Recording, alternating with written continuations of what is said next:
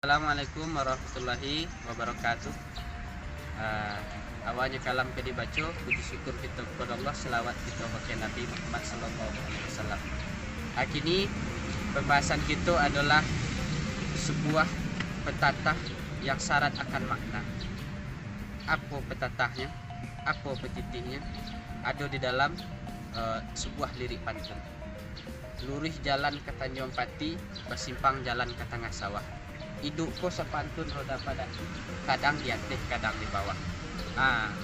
Dari makna pantun tadi dapat kita ambil kesimpulan bahwa manusia ku kadang di atas, kadang di bawah.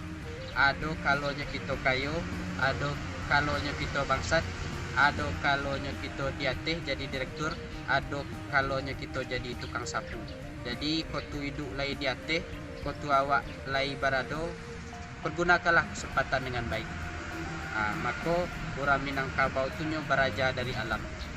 Mungkin kalau awak merdeka hidup ko bak main to kain sarung di situ-situ seputanya, maka kesempatan tu berharga.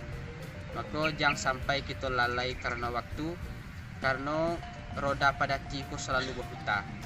Bisa jadi wak kini jadi petinggi, jabatan wak tinggi, bisa jadi besok awak talicah di bawah dipijak orang.